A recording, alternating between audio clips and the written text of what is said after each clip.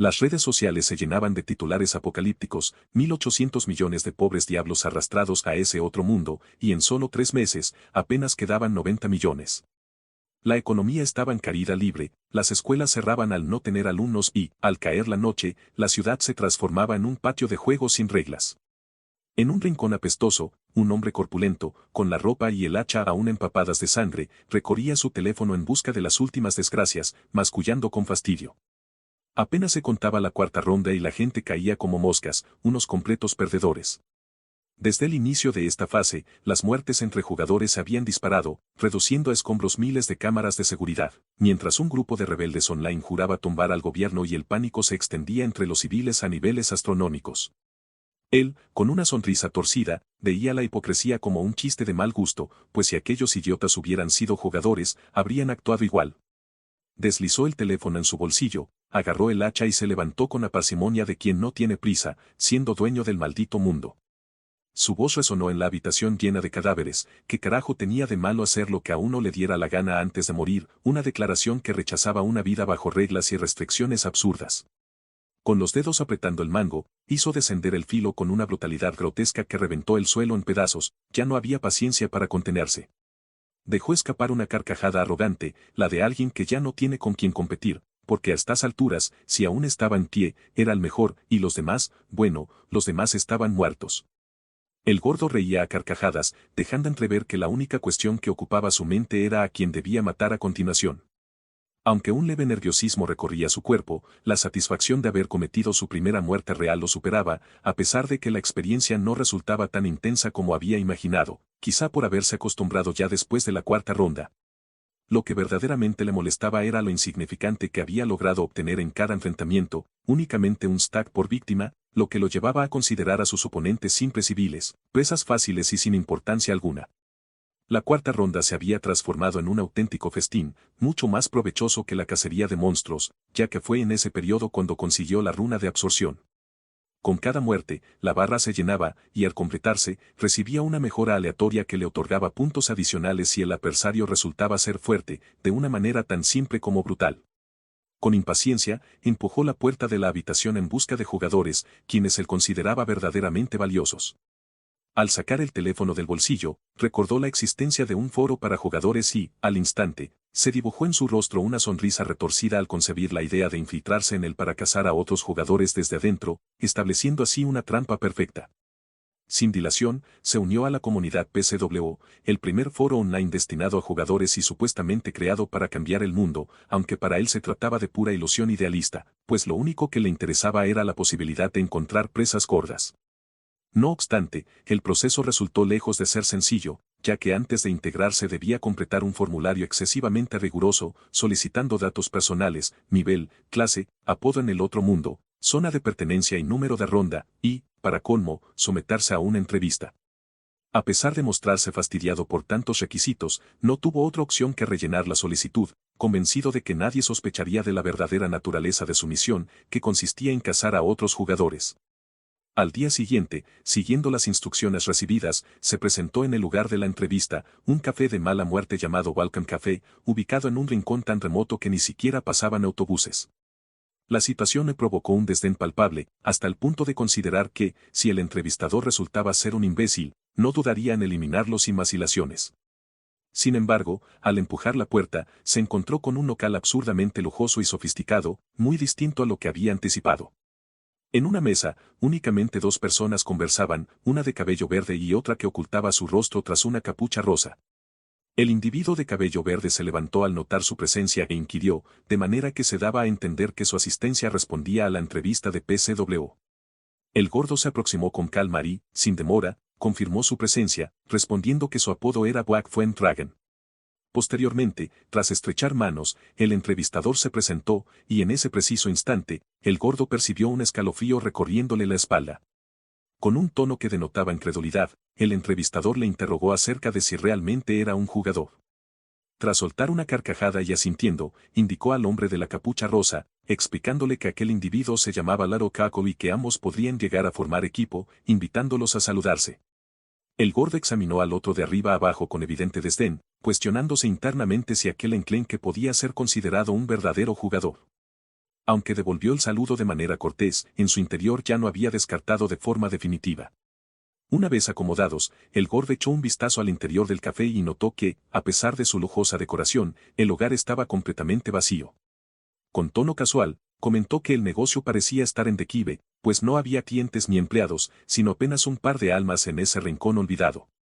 El entrevistador, mostrando una sonrisa confiada, explicó que habían elegido ese local precisamente para realizar las entrevistas, ya que nadie en su sano juicio se acercaría a un sitio tan apartado.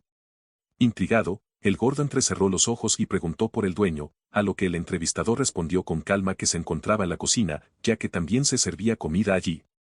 Esta respuesta solo incrementó la curiosidad del gordo, quien escaneó el lugar en busca de cámaras, sin encontrar ni una sola.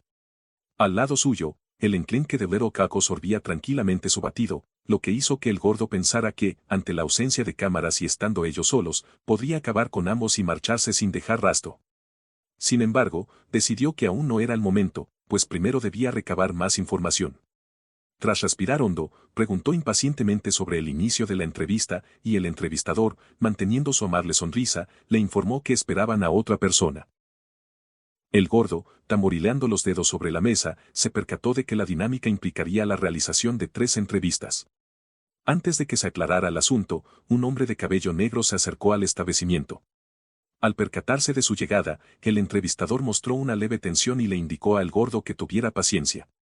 Apenas el recién llegado cruzó la puerta, el hombre de cabello verde se levantó de forma nerviosa y se dirigió al nuevo ingreso para confirmar si él venía por la entrevista.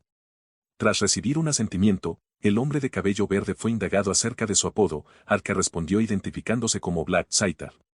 La reacción del entrevistador fue de genuino asombro, reflejado en la forma en que abrió los ojos y se llevó las manos a la boca, incapaz de ocultar su admiración. Mientras tanto, en otro lugar y días antes, se había celebrado una reunión virtual.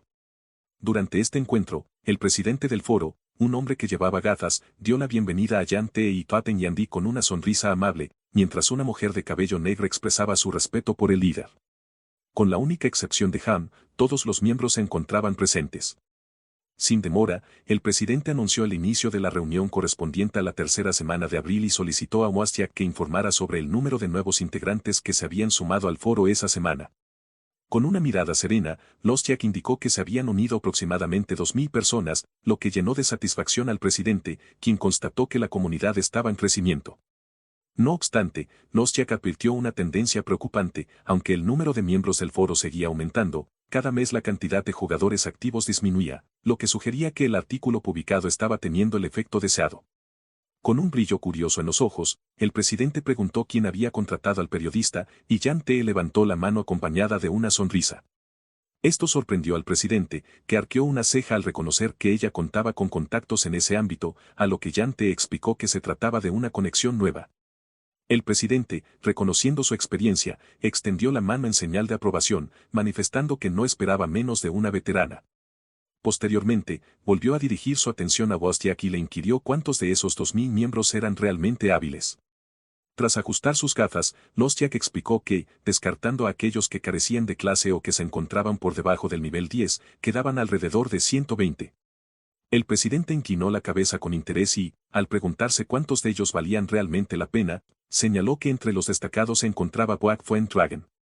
Se comentaba que, a pesar de ser un guerrero ordinario de nivel 10, Black Dragon había alcanzado el tercer puesto en su zona, lo que despertaba sospechas en el presidente. Este frunció el ceño al considerar que, para llegar tan alto con un nivel tan bajo, el jugador debía poseer o una runa excepcional o estar mintiendo. El hombre de la corbata, revisando su tablet, concluyó que, fuera verdad o no, Black Dragon tenía un nivel de habilidad que lo hacía merecedor de ser candidato a un puesto ejecutivo. El presidente asintió lentamente y se mostró ansioso por identificar a alguien más útil. Tras examinar la lista de nombres, el hombre con la tablet se detuvo en otro jugador destacado, quien siempre se había mantenido entre el cuarto y el 10º puesto en su zona. Aunque el presidente arqueó una ceja al evaluar que, si bien no era impresionante, tampoco resultaba desechable, se constató que, además de esos dos, existían otros 50 jugadores dentro del top 100 de sus respectivas zonas. Una sonrisa emocionada se dibujó en su rostro al imaginarse la agenda repleta de entrevistas. Mientras tanto, en plena reunión, se observó que Maes 30 dormía profundamente. Ante esto, el presidente le hizo saber su enfado de manera enérgica, cuestionándole sin rodeos qué había hecho la noche anterior, ya que no aceptaba excusas. Le recordó, de forma tajante, que tenía a su cargo 50 entrevistas para la próxima reunión y que, de no cumplir, su puesto corría peligro. A regañadientes, Maes 30 murmuró algo parecido a una promesa y volvió a recostarse en la mesa. Luego, el presidente dirigió su atención a Lostiak, a quien inquirió con calma si había alguna novedad respecto a Black Scyther. Con su habitual serenidad, Lostiak negó haberlo contactado, asegurando que, de haberlo hecho, ya se lo habría comunicado. Esto provocó un suspiro de fastidio en el presidente, quien lamentó que, de haberse presentado, Black Scyther hubiera obtenido de inmediato un puesto ejecutivo. Seguidamente, se dirigió a Jan Tee para pedirle que solicitara al periodista la publicación de más artículos, pues necesitarían mayor marketing para atraer la atención de Black Scyther. Jan Tee, mostrando una sonrisa autosuficiente, afirmó que mientras hubiese dinero, todo era posible, a lo que el presidente respondió con una carcajada confiada y la aseguró de que sería bien recompensada. Jan Tee aceptó la propuesta con satisfacción. Poco antes de que la reunión continuara, Nostiak, observando su pantalla con los ojos abiertos de par en par, anunció que alguien había solicitado unirse al foro. El presidente se inclinó hacia adelante, y tras un breve silencio en el que Lostiak tragó saliva, se enteró de que el nuevo solicitante era Black Scyther. El impacto de aquella revelación recorrió la sala, dejándola sumida en un silencio denso. De regreso al presente, el entrevistador recibió a Black Scyther con una sonrisa radiante y le indicó, mediante un gesto amistoso, que tomara asiento, al tiempo que manifestaba, con cierto tono de disculpa, que aunque el local se encontraba en medio de la nada, era el único sitio disponible para garantizar la privacidad.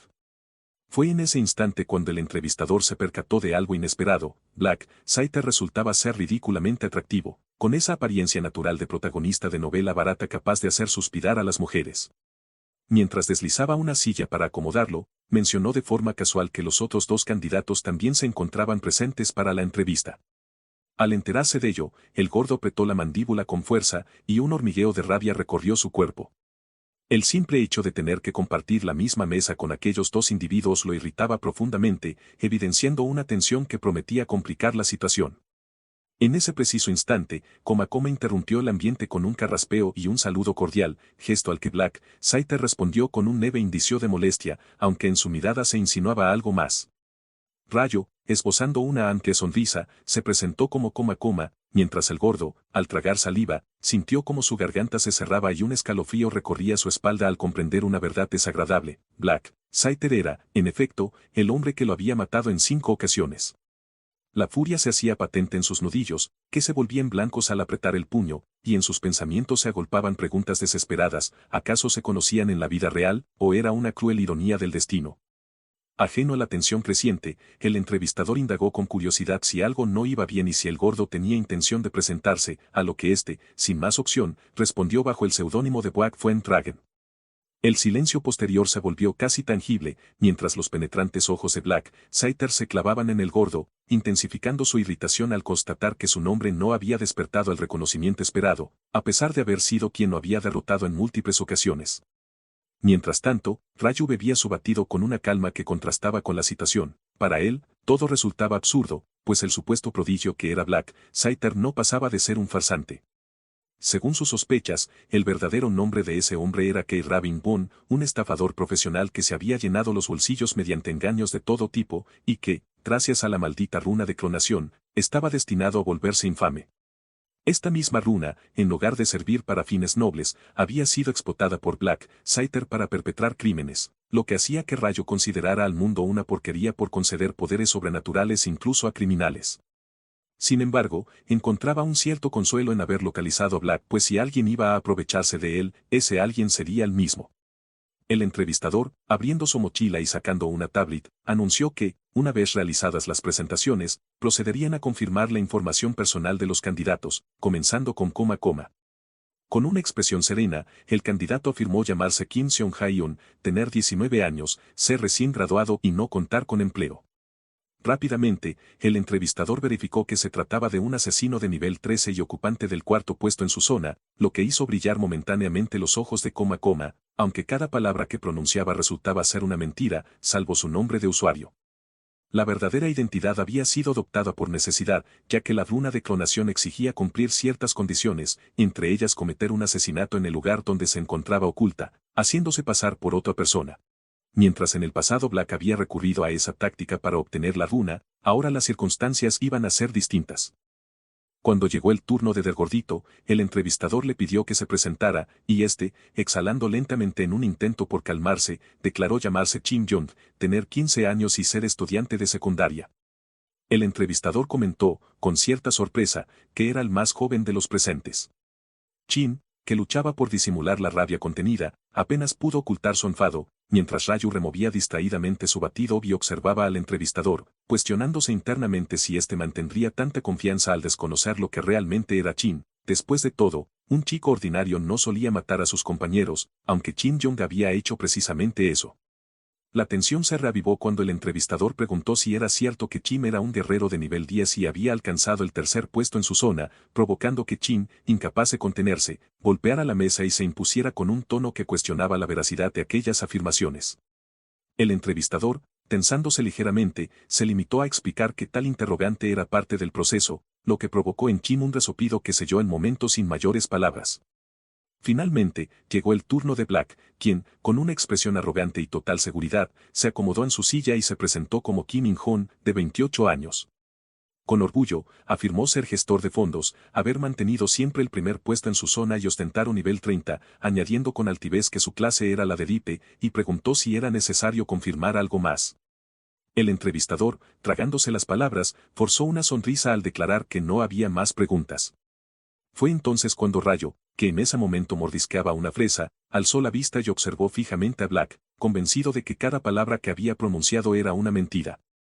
En realidad, Black no era un gestor de fondos, sino un gestor de estafas que planeaba utilizar el alias de Blackie para pedir dinero prestado a otros jugadores, un plan que, aunque patético, resultaba extremadamente útil para alguien como Ryo.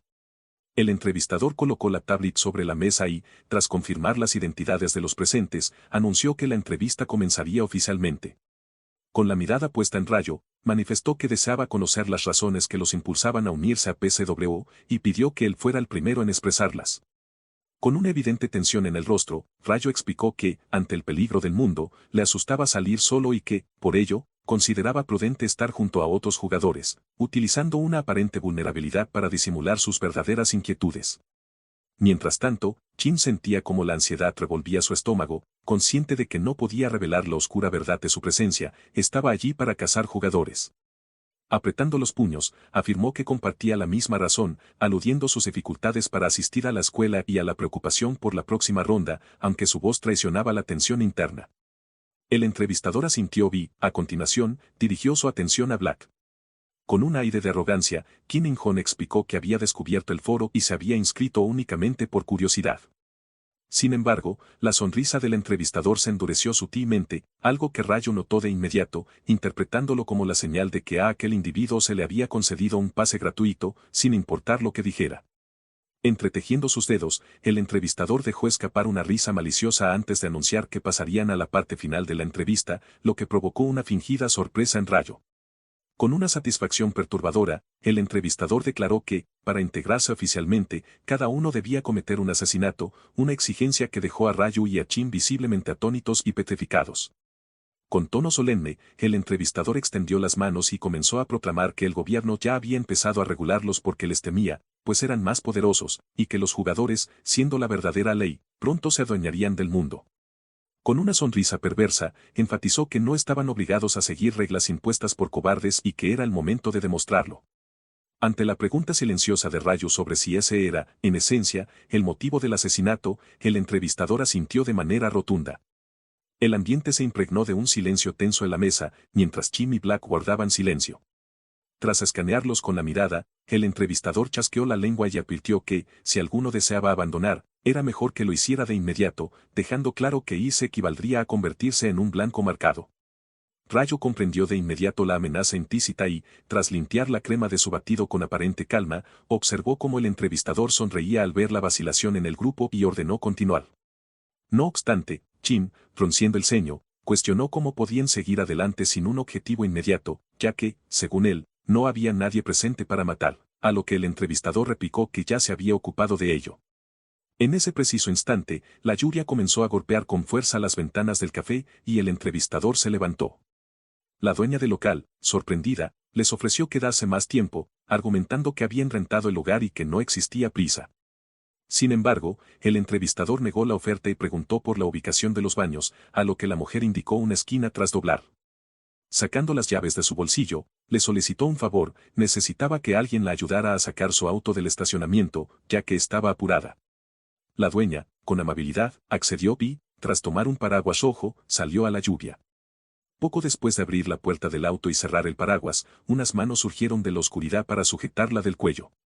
A pesar de sus desesperados intentos por zafarse, en cuestión de segundos perdió el conocimiento, siendo la situación tan fulminante como inesperada. Con una sonrisa perversa, el entrevistador acomodó a la víctima en el asiento trasero del auto. Tanto Chin como Rayo quedaron atónitos ante la escena. Fue Rayo quien, primero, expresó su desconcierto, preguntándose en voz baja qué pretendía el entrevistador, mientras que Chim apenas logró emitir un murmullo de incredulidad. Tras cerrar la puerta del auto, el entrevistador se volvió hacia ellos con una mirada imperturbable y, sin titubear, les ordenó que subieran, dejando en claro que no había lugar para la vacilación en aquel retorcido proceso.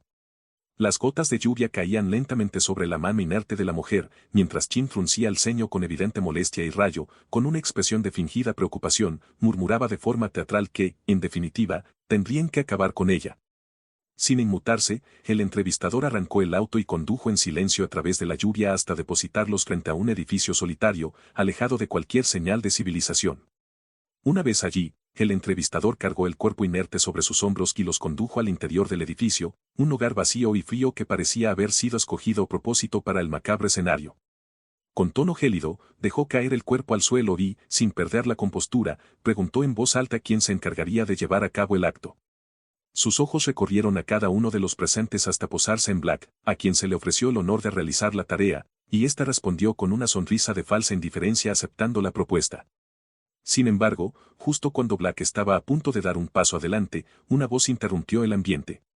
Todas las miradas se dirigieron hacia Rayo, quien, tras ser cuestionado por el entrevistador sobre sus intenciones, respiró hondo y, con un brillo de determinación en los ojos, pidió que se le permitiera llevar a cabo la acción.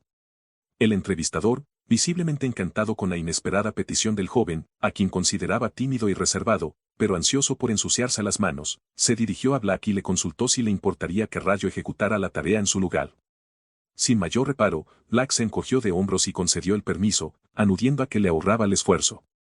Con pasos medidos, Rayo avanzó hacia su objetivo y, en el tenso silencio que se instaló junto a Black, este esbozó una sonrisa arrogante y le recordó, casi como si le estuviera haciendo un favor, que debía hacerlo bien. Rayo se detuvo por un instante y, con una mirada cortante, murmuró que no había de preocuparse, ya que planeaba sacarle un buen provecho a la runa de clonación.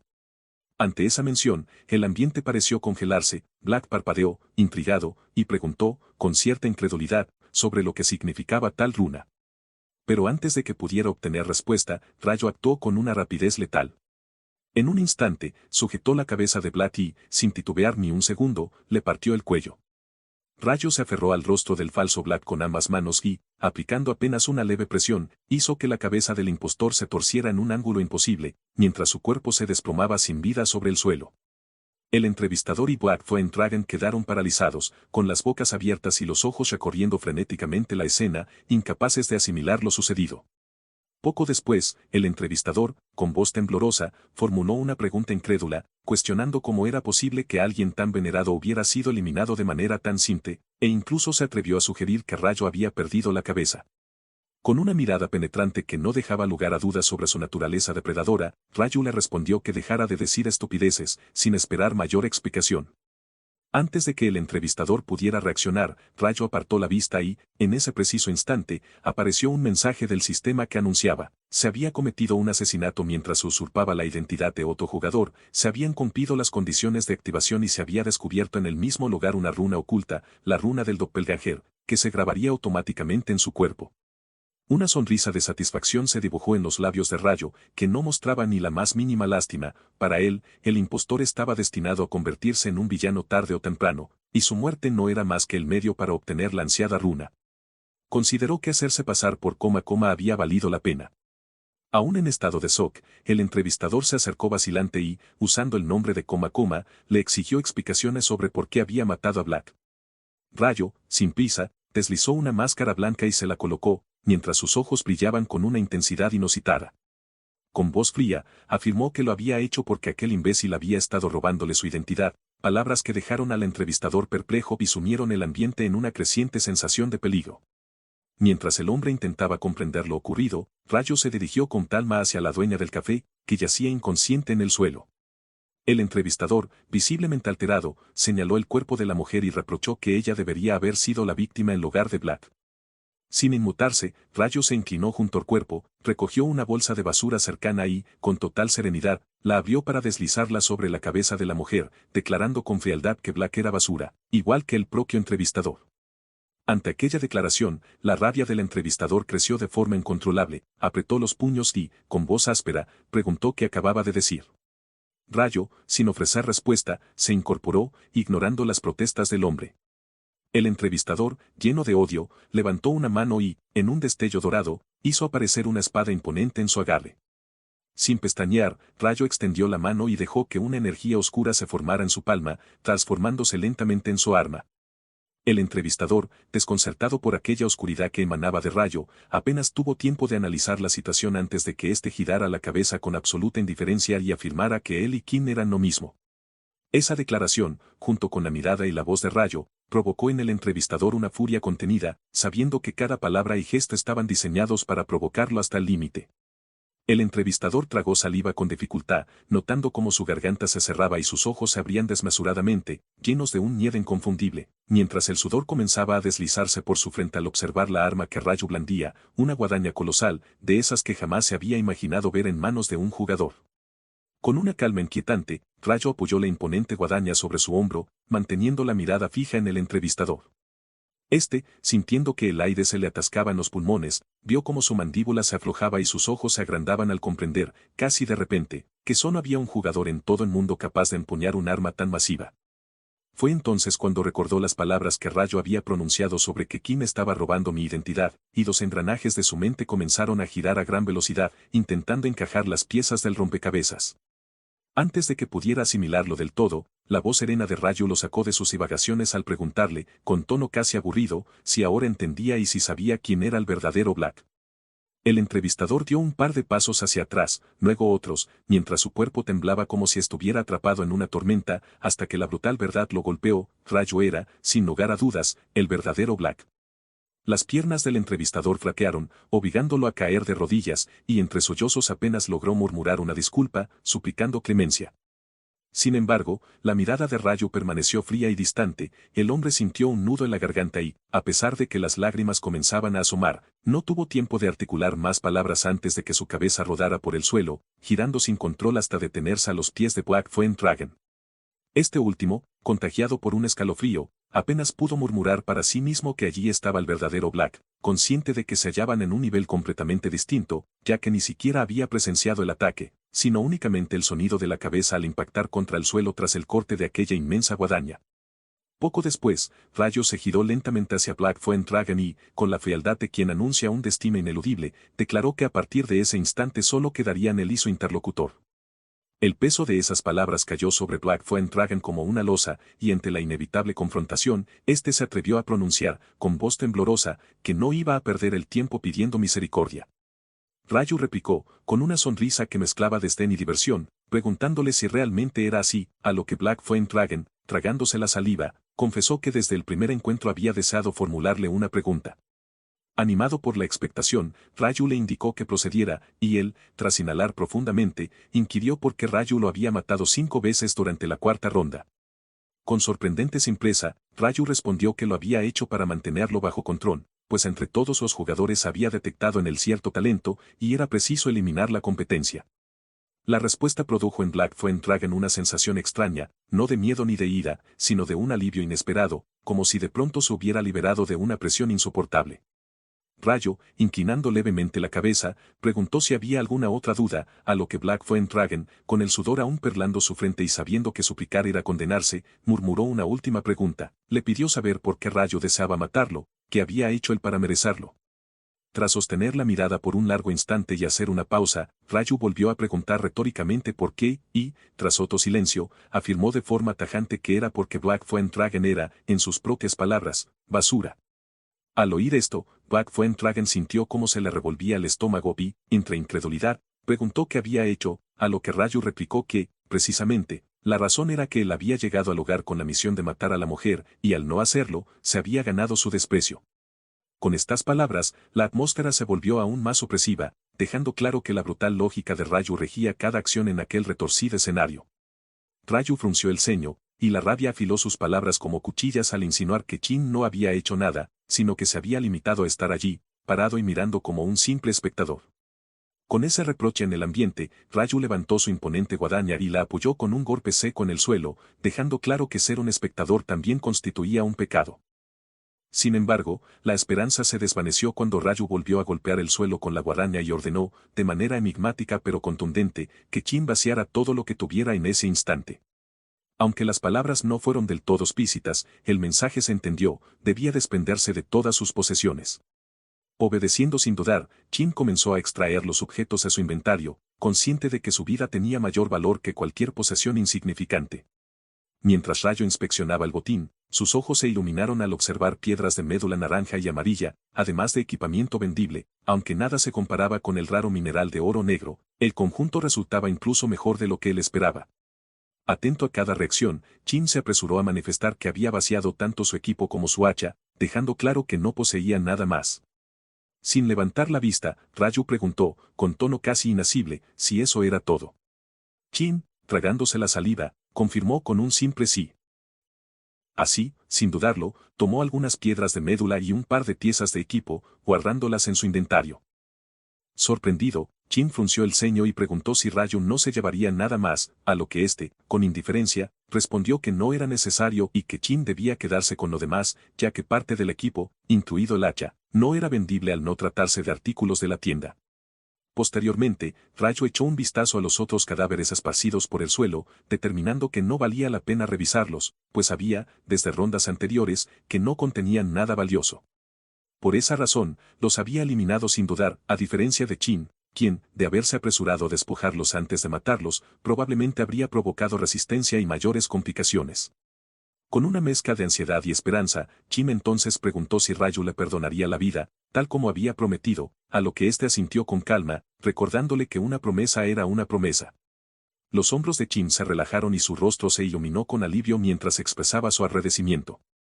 Raju, tras lanzarle una última mirada, le aconsejó que viviera una vida decente y, dirigiéndose hacia la puerta, manifestó que le era indiferente si Chin se deshacía de los cuerpos. Black Dragon aceptó la decisión sin discutir. El asunto de los cadáveres no le concernía, pero Raju, por su parte, ya había elegido, se encargaría de la mujer. Intentó ofrecer ayuda, pero un gesto despectivo lo detuvo en seco. No hacía falta decir más. Raju no confiaba en él y dejó claro que debía marcharse. Un suspiro de alivio escapó de Black Dragon al comprender que seguía con vida. Por un momento había creído que todo había terminado, pero Raju lo había perdonado. Un golpe de suerte. Mejor perder algunos objetos que la cabeza. Se consoló al notar que su equipo seguía casi intacto, salvo por unas piedras sin identificar y algunos objetos de tienda que le habían arrebatado. No era el peor desenlace. Pero la calma se quebró pronto. Un vacío le nació en el pecho, tornándose frustración y, finalmente, ira. ¿De verdad se merecía esto? ¿Perder tanto solo por mirar? Su mirada se fijó en Raju, en su espalda desprotegida. Desde esa perspectiva, parecía débil. ¿Realmente era el temido Black? Si lo atacaba ahora, ¿no acabaría todo en un solo golpe? Inició el ataque apretando el hacha con determinación, su oportunidad estaba frente a él, y derribar a un jugador de alto nivel como Black supondría un salto colosal en sus estadísticas. Con movimiento sigiloso se desplazó, concentrado en un único pensamiento, que no lo notara, que no se diera vuelta. La distancia se fue acortando hasta que el hacha se alzó en el aire y, con un rugido de victoria, lo hizo caer. Raju se desplomó al impacto, sorprendido como si un relámpago lo hubiese alcanzado. ¿Así de fácil? Una carcajada brotó de sus labios, incrédulo ante la rapidez con la que había caído Black, el legendario asesino, tan vulnerable ante un ataque aparentemente sencillo. Se burló de la imprudencia de bajar la guardia, ni el más inepto cometería un error tan fatal. Sin embargo, la euforia se disipó de inmediato al no recibir la notificación del esperado aumento en sus estadísticas. Algo no cuadraba. Un escalofrío recorrió su espalda cuando una voz familiar rompió el silencio y, al girarse, el horror lo congeló. Allí estaba Rayo, de pie y sonriendo. El pánico se apoderó de él. Su mente se rehusaba a aceptar la evidencia: había matado a Black, lo había visto caer. ¿Cómo era posible que ahora estuviera allí? Los pensamientos más terroríficos invadieron su conciencia. ¿Se trataba de una resurrección? ¿O de algo aún más allá de su comprensión? Buscó frenéticamente el cadáver en el suelo, pero no encontró nada, ni sangre, ni rastro alguno de la masacre, como si el ataque nunca hubiera ocurrido. La cruda verdad emergió con brutalidad: no había matado a Black, sino únicamente a su clon. El engaño le golpeó con la fuerza de un ataque demoledor. La habilidad de la runa del doppelganger había generado una copia perfecta, aunque inofensiva, en un experimento que resultó ser un trampa. Black Dragon sintió como la rabia hervía en su interior. No habían manipulado, y se sentía ridículo. No obstante, Rayo no tenía tiempo para lamentos. ¿Víctima? ¿Él? La verdadera perdedora había sido su propia mente, que estuvo a punto de estallar en confusión. Black Dragon se abrió la boca para repicar, pero la guadaña ya estaba en movimiento. De repente, su visión se torció y su cuerpo dejó de responder. Algo iba terriblemente mal. No comprendió la situación hasta que vio el suelo acercarse, o, mejor dicho, percibió que su propio cuerpo se alejaba. La última imagen que captaron sus ojos fue la silueta de Rayo, inmersa en un paisaje de muerte donde nadie más quedaba con vida. Rayo, satisfecho, desató su habilidad borrador de rastros en todo el lugar, haciendo desaparecer en un abrir y cerrar de ojos todas las huellas de la escena violenta, desde los 3 cuerpos sin vida hasta los restos de sangre. Para cualquier transeúnte desprevenido, el sitio se vería como un espacio común, sin rastro alguno de haber sido un campo de batalla, salvo por la presencia de una única persona. Se trataba de una mujer que llevaba una bolsa negra sobre la cabeza, la única sobreviviente y testigo involuntaria. Se acercó a ella y, tras captar su atención, le indicó que se sentara, instándole a dejar de aparentar inconsciencia. La mujer, inmóvil al principio, fue cediendo poco a poco y se acomodó, sin revelar su rostro oculto tras la bolsa. Rayo pudo imaginar la vergüenza que la embargaba, y fue entonces cuando ella, con cierto titubeo, pareció cuestionarse cómo había descubierto que fingía estar inconsciente. Aunque él intuía claramente sus pensamientos, prefirió evitar una respuesta directa y dejó entrever que intentar engañar a un jugador no era prudente. La mujer se disculpó y, al intentar acercar sus manos a la bolsa, comentó lo incómodo que le resultaba, preguntándose si podía quitársela.